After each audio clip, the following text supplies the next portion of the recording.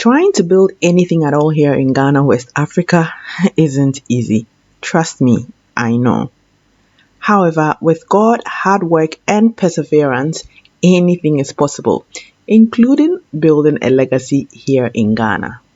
In this video, allow me to update you on progress made so far on the building of our two modern poultry sheds. Hi, my name is KOREWAA. Please like this video now so you don't forget. Thanks. In my last video on building our modern poultry shed, I brought you to this stage of the build and promised you another video on how we got to this here and beyond. So in this video, let's see what's been going on and the progress made so far. Let's go. To jog your memory, we are currently in the process of building 2 out of the 4 sheds that arrived from China here on our poultry farm. 1 broiler shed and 1 feed mill shed. If you haven't watched the first video on this build, I would leave the link in the description below so that you can watch it after watching this one to get the full picture. So this here is the feed mill. It is the smallest of the sheds in terms of floor space that will be built on this farm. But it is the tallest structure, obviously, to be able to house the equipment that will be used for milling our feed. So the gentleman worked steadily to install all the wall panels on the feed mill.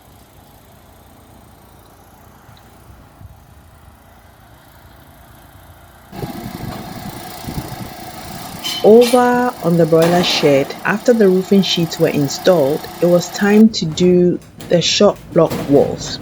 So the foundation trench was dug and the blocks were delivered to site.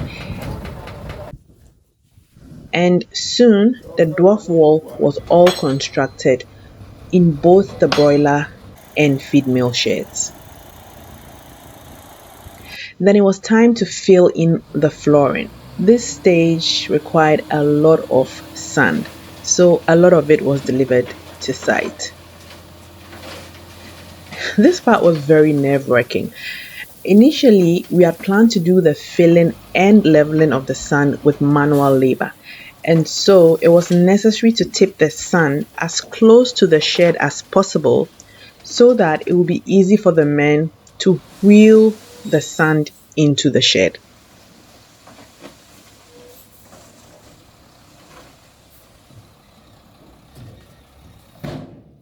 But looking at the scope of work needed to be done, we decided to use this machine instead because the height of both the broiler sheds and feed mill sheds could allow the machines to work within it without destroying the structures. So that is what we did, under strict supervision, of course.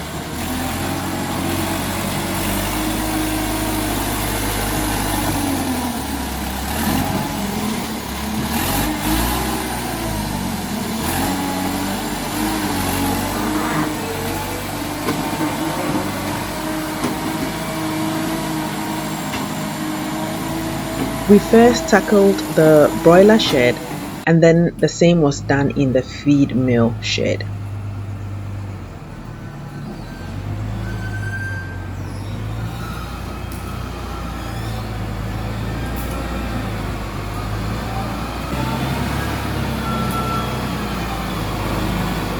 I'm sorry.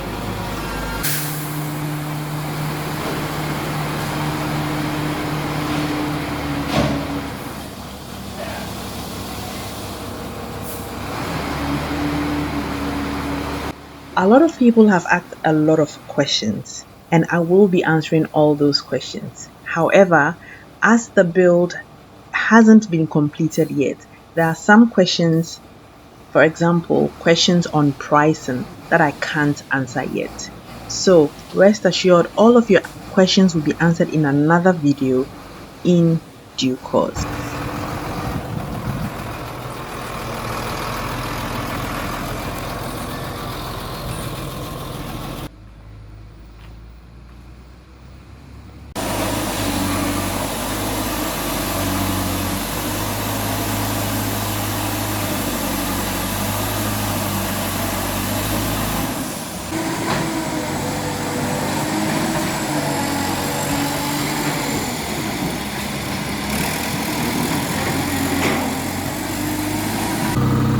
And then after some time, the sand was compacted.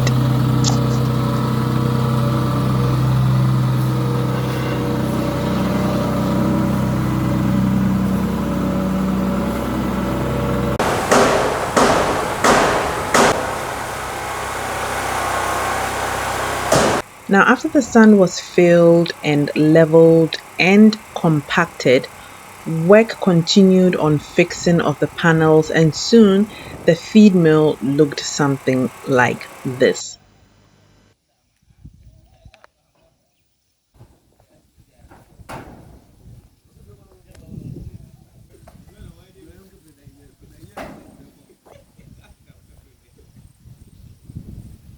I must say it's a little hard to appreciate the actual size of this feed mill just from watching this video, but this shed stands really tall. It's very huge.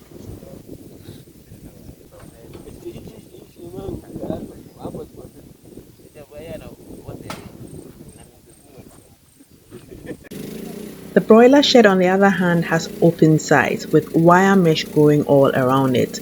So that too was fitted,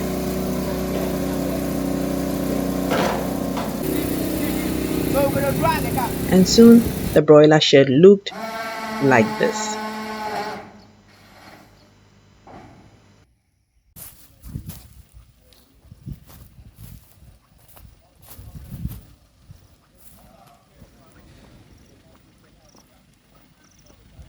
Now, to achieve the desired level of compaction, we had to periodically buy water and drench the sand that had been previously compacted and then recompact it. And this went on for several weeks. This was done in both sheds.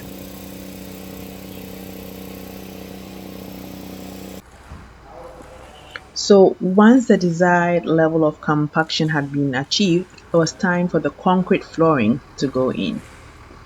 Again, more material was delivered to site, sandstone, cement, and the usual culprits.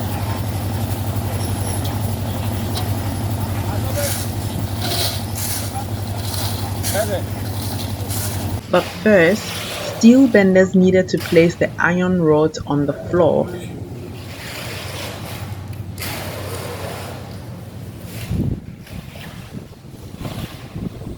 and then the concrete mixture was poured and leveled on top of that.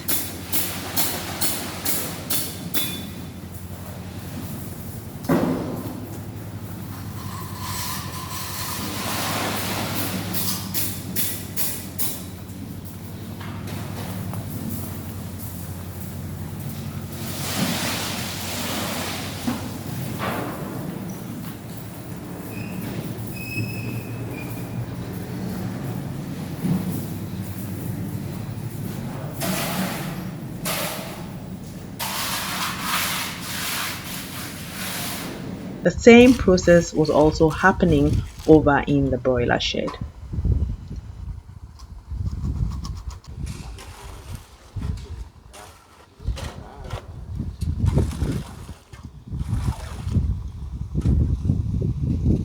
And soon there was progress.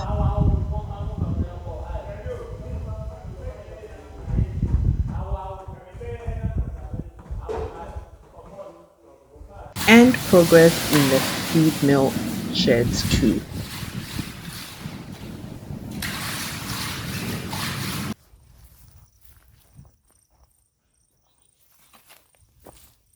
The broiler shed soon looked like this on the outside,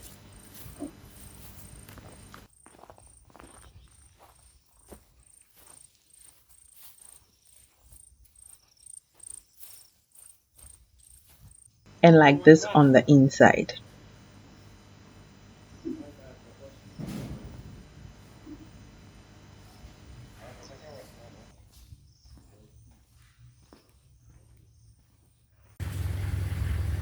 And the feed mill looked like this on the outside.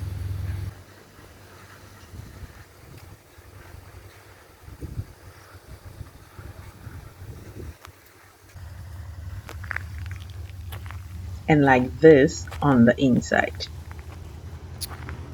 Abanadwuma no hote.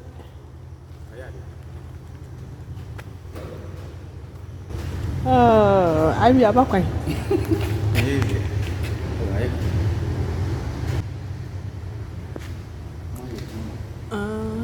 Engineer for na ya de, for yi so ya de.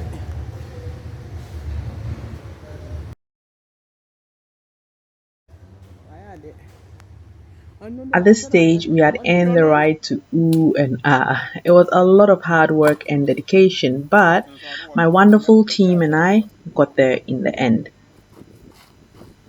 A lot more work has been accomplished after this stage. More concrete works have been done, doors have been fitted, curtains have gone up, and a lot of the inside fitting still needs to be done. Silos need to be put together, but all that are updates for another video. If you haven't already started creating your own legacy here in Ghana, here in Africa, whatever that legacy may be, what are you waiting for?